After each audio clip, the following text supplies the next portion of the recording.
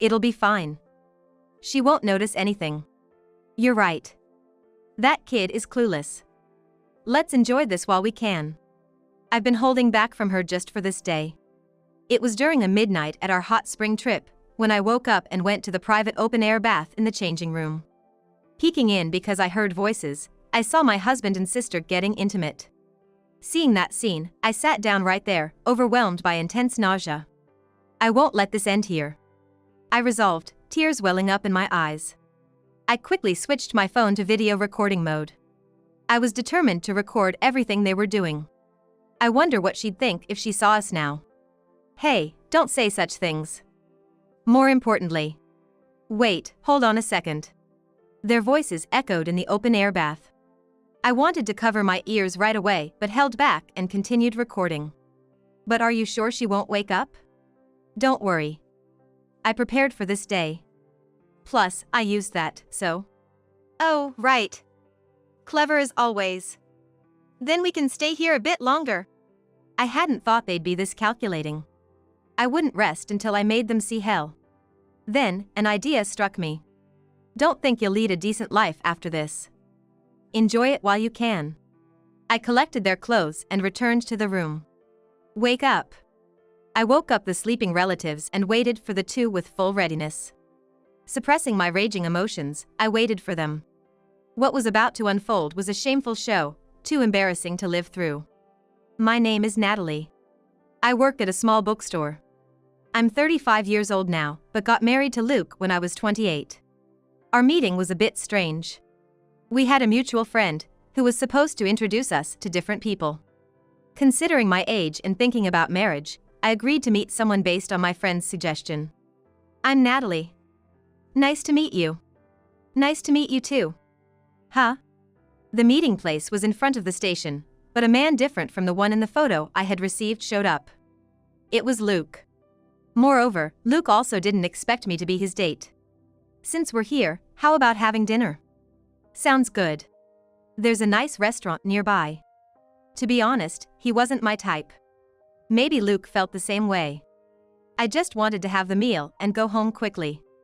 But when we actually started talking, we hit it off, surprisingly.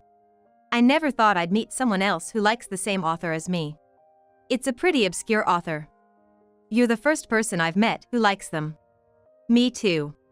After a few dinners together, we started dating. The friend who caused this mix-up apologized, but I thanked them instead. They probably didn't expect things to turn out this way. And then we got to the point of deciding to get married. Are you nervous? Of course I am. That day, we were going to greet my parents. When we arrived at my childhood home, someone I didn't want to see was there. Isn't that Natalie? Is he your boyfriend? Why are you here? Well, I just got divorced again. Again? I couldn't help but exclaim. Luke was also surprised by my reaction. We didn't get along. But look at him, he's a good catch. Why don't you dump Natalie and marry me instead? Hey.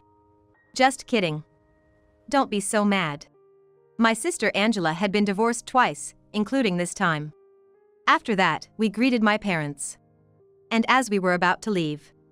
Would you like to exchange contact information? Huh? All right, I guess. I agreed, not wanting to have much to do with my sister. Little did I know it would lead to such an ending. After greeting my parents, Luke and I submitted our marriage certificate on my birthday, a week later. Until then, we had been living together at my place, but now it was finally moving day to our new home. I'm ready on my end, how about you? Just a bit more. What? The movers will be here soon. I'll finish up quickly. That's when I first realized how messy Luke could be. When we were dating, we moved in together quite early, and I ended up doing a lot of things for him. I never imagined it would be this bad. In the end, I helped him, and we barely finished packing in time. I couldn't help but wonder if we could really make it work. Upon arriving at our new home, he said, "Sorry about earlier. I found a book I wanted to read." Well, I understand wanting to read, but please be more careful next time. I will. But Luke's attitude never changed. He started making more excuses. And he wouldn't do anything unless I nagged him. Moreover, he wouldn't even manage the finances, and I had to put money in the account for our monthly payments. You didn't put money in the account again, did you? Ah, I forgot. He was absorbed in his book, not even looking at me. Are you even listening? I am. I was getting irritated with Luke's attitude. Then I noticed something. Did you have that book before? A regular person might not have noticed, but being a book lover, I caught sight of it. Oh, this? I borrowed it from a friend. They recommended it. But still, you need to handle your responsibilities from next month. Luke sighed, closed his book, and looked at me. I'm busy with work too. If you're going to complain so much, why don't you do everything yourself? It'll save you the irritation. I couldn't believe what I was hearing. And then Luke started saying something even more outrageous. If that happens, it'll be you who pays, not me. So, you should provide the money. Why would it work that way? We're a married couple, it's normal to support each other, right? Anyway, I'm counting on you. Saying that, Luke opened his book again and resumed reading. I was speechless with disbelief. Just 4 months into our marriage, we were far from happy. Then came our first Obon festival since getting married. The day after tomorrow is Thanksgiving, you can come too, right, Luke? Yeah, huh? Where to? What do you mean where? I told you before. This year we're getting together at my parents' place. Oh right, you might have mentioned that. He seemed so detached. We're leaving the morning after tomorrow, so be ready. It was as I was about to go back to my room. I'm not going. I don't want to. What? It's a hassle. I'll just stay home. What are you talking about? It's none of my business. You go ahead. My fists clenched automatically. Could I really expect anything from Luke? In the end, I didn't push it and decided to go back home alone. Well, I'm leaving then. Take care of the house, okay? I'm not planning to go out anyway. So I left the house. Honestly, I thought it was easier if he just stayed in, rather than going out and causing trouble. And then it hit me. Are we really a couple? Before I knew it, I had reached my parents' house. I'm home. Welcome back. I had completely forgotten. My sister was at this house. It was my parents' decision to keep an eye on her. I hurried to my room to avoid unnecessary entanglement. Where's Luke? Oh, he's a bit busy with work. I lied on the spot. I thought she would stir up trouble if I told her the truth. Really? What do you mean? I just wondered if it's really work. I thought she was too perceptive. To prevent any slip-ups, I changed the subject. By the way, Angela, Dad told me you recently got a boyfriend. He seemed to sigh about it. Yeah, that's right. He's younger and cute. I thought I had asked too much. Then Angela started her monologue. And at the end, she said something intriguing. He also loves books, just like me. Really? I casually brushed it off at that moment, but then I remembered. It was Angela's influence that made me love books and work at a bookstore. That's the only thing I'm thankful to her for. Grandpa's memorial service ended without incident, and it was time to go back. Say hi to Luke for me. Yeah, sure. Then a big change occurred. About a year after getting married, during a family gathering at New Year's, Angela made a sudden proposal. How about we all go to a spa this long weekend? Maybe an overnight trip? Our parents looked at each other, wondering what to do. But there was one person who was unusually excited. That sounds great. Let's all go. I hadn't seen Luke so lively in a long time. Since we hadn't really gone on any trips since getting married, he probably agreed with Angela's suggestion. Mom and Dad are okay with it, right? Yes. Yeah, sure. Our parents were persuaded by Angela. So Angela, Luke, and I started planning together. Let's get started then. I'm counting on you, Luke. Leave it to me. And you too, Natalie. Then Angela began visiting our house more often under the pretext of planning. Thinking about what she was doing behind my back makes me furious. We started preparing for the trip a month later. It was going to be us, our parents, and some close relatives. Getting accommodation for so many people might be tough. It'll be fine. Luke was unusually enthusiastic. You're that excited about the trip? Trip? Oh, yeah, of course, I am. Okay then. The doorbell rang while we were talking. I wasn't expecting any visitors today. When I checked the monitor, there was Angela. I quickly went to the door. Why are you here? Huh? Didn't you hear? I came for the trip planning today. I didn't know about that. Well, let me in for now. She had visited before, but each time she seemed less and less reserved. In the living room, Angela and Luke were already engrossed in travel magazines. This seemed odd to me. Wait a minute. What's up? No, first explain today. It's hard to follow if you just go ahead. Angela and Luke exchanged looks. With an expression of what are you talking about? That's right, I forgot to tell Angela called. You forgot? Angela intervened. It's okay.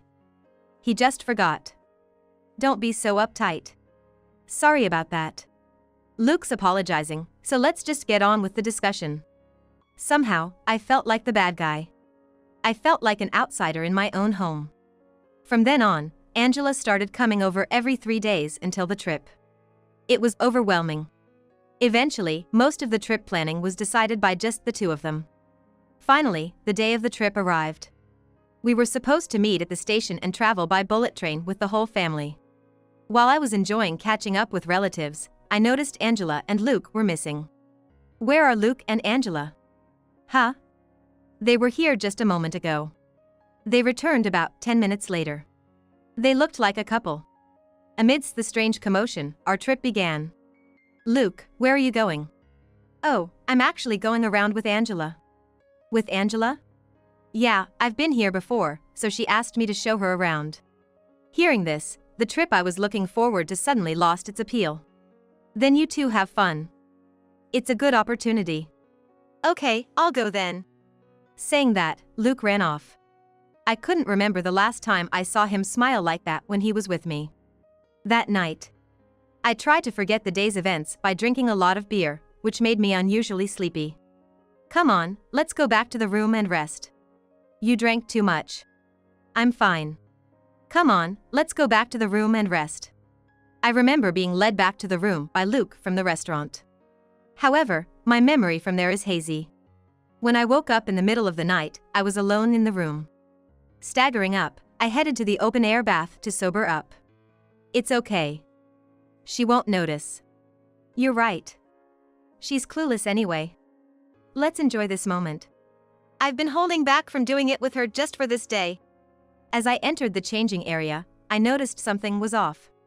I heard voices. It was supposed to be reserved, so it had to be family or someone.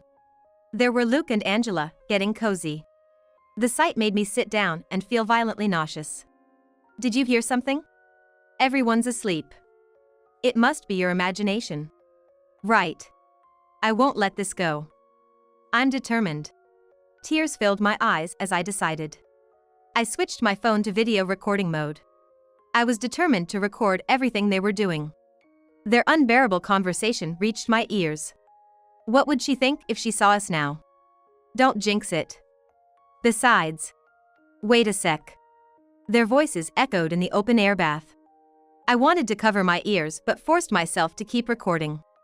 But is she really not going to wake up? It's fine. I've prepared for this day, and besides, I used that. That's right. You're amazing. So, we can stay a bit longer? I couldn't believe how calculated they were. I was curious about what Angela meant by that, but I had more pressing matters. I can't rest until I show those two the help they deserve. Then, an idea struck me.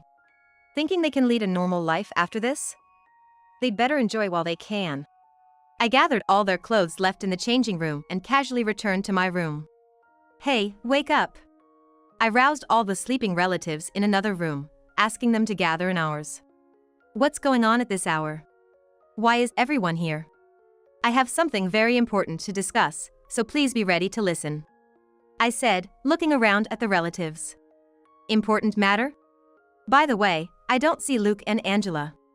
I played the video I recorded in the open-air bath. The room filled with their conversation and sounds. Natalie, what is this about? Just watch the phone. Everyone's attention was on the smartphone. This is. Can't believe those two. Everyone let out almost scream-like voices. Now you see? They used this trip for their purpose. But what do we do now?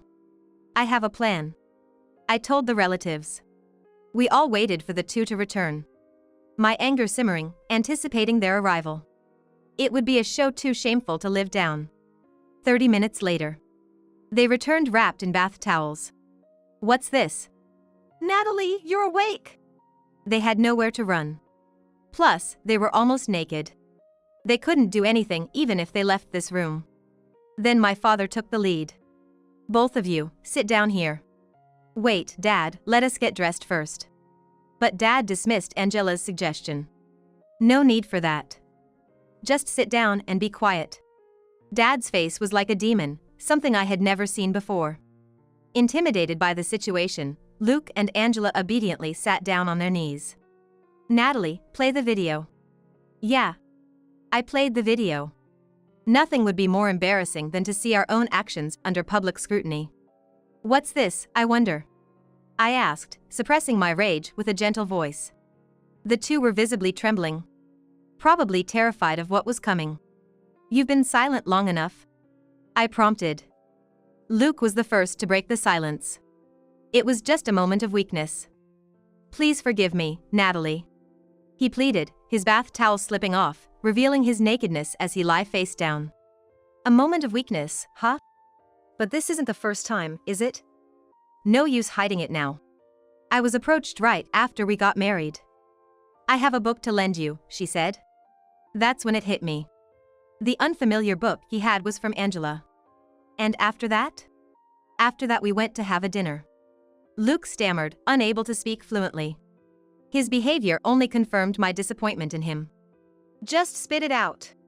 Then, we went to a hotel. He finally confessed. Not that it changed my decision to forgive him. So, this is an affair, right? How do you plan to take responsibility? I don't know. Next, I confronted Angela. And you, Angela, how could you do something like this? It's so embarrassing that the naked woman in front of me is my sister. Angela, who had been silent, suddenly lashed out. I don't want to hear it from you, boring, ugly, always buried in books. Her true feelings, it seemed. Honestly, I had had enough of her torment over the years. Now it was my turn. You're brave, but do you realize your current situation? What are you trying to say? We're surrounded by close relatives, some in responsible positions. What are you planning? Well, living a normal life might not be an option anymore. You're unbelievable. Angela shot me a hateful glare. But I had no intention of holding back against her any longer. It seemed our parents had also reached their limit with her arrogant attitude. I'm ashamed to say she's our eldest daughter. Having divorced twice was already a headache. We kept you at home to keep an eye on you, but it's clear that's not working. Frankly, we don't want a daughter who brings us such shame. I had asked them to say something like this beforehand. They were simply carrying out the plan. Are you saying you're going to kick me out of the house? It's not just that. We're also cutting ties with you. If that happened, you'd have nothing left. What? That means you won't inherit anything from us. You'll be a stranger. But just because you disown me doesn't mean I lose my inheritance rights. She was technically right. Just declaring disownment wouldn't change anything legally. But I had already thought of that. That's true. So we've decided to include it in our wills. Everything will be inherited by Natalie. Angela stood there, her mouth agape, frozen in shock. It's a shame, but you should give up. If not for this, you might have inherited our extensive lands. Our family's home is a generational farm with lands in various places. You're kidding, right? Tell me you're kidding. There's nothing we can do now. We all just discussed and decided on it. All the relatives present nodded in agreement. And don't think this is the end. You'll have to face the consequences of your affair. And Luke, too. What? Obviously, I can't live with a husband who had an affair with my sister. That means... Yes, we're getting a divorce. Oh, no. Luke buried his face in his hands and began to cry. Then, I had one last question for Angela. Angela, what was that thing you mentioned in the bath? Check my bag, and you'll understand. I searched her bag and found a small packet. It was a sleeping pill. They were prescribed to someone other than Angela. Angela must have asked someone she knew to obtain the sleeping pills for her. Did you plan to drug everyone? No, only Natalie. That explains why I felt so sick. I realized. Then, an idea struck me. Why don't you try this? Have a taste. What are you saying? It's nothing strange. You gave them to me, after all. I made them take the sleeping pills. Soon, without any resistance, both succumbed to sleep. Is this really okay, Natalie? Don't worry, Dad. I've heard of this medicine before. Okay, then. I remembered reading about this exact medication in a book. Without such knowledge, I wouldn't have dared such a reckless act. If Angela hadn't mentioned it in the open-air bath, I might never have noticed its existence. I felt lucky in that sense. As morning arrived. This is what we'll do, right? Yes. Let's go back home. We left Luke and Angela behind at the inn. I wondered what they would think when they woke up. The thought made me want to laugh. Upon reaching home, I quickly packed only the essentials. I was about to leave for a hotel when I received a call. Hello, where are you now? At home. What? It was from Angela. Angela must have been shocked to find everyone gone when she woke up. Oh, and you'll need to pay for the stay. Why should I have to? Do you think you're in any position to say that? Our roles had reversed. Well, if you don't like it, that's fine. But who knows what might happen? I warned her before she hung up. She probably called to complain but got scared off. The hardest part was yet to come. Dealing with the fallout of the affair, the disownment, and the impending events. Just thinking about it cleared my mind. Hi, Luke. I had one last thing to do. I called Luke. I'm in a bit of a mess right now. That's your problem, not mine anymore. Don't say that, Natalie. There's no way I'm returning to that house again. It's over.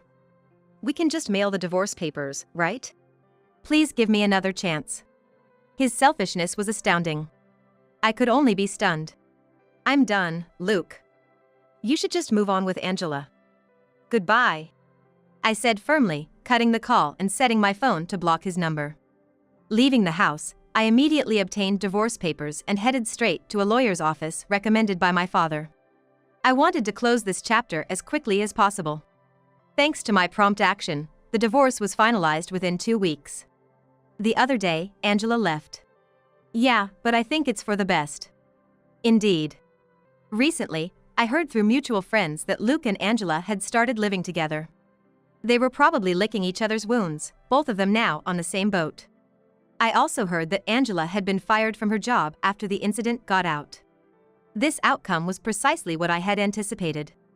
A normal life will probably be impossible for them now. Not that it concerns me anymore. As for me, I continued to be surrounded by books, my greatest passion. The only changes in my life were my newfound solitude and the start of writing my novel. Its central theme is family.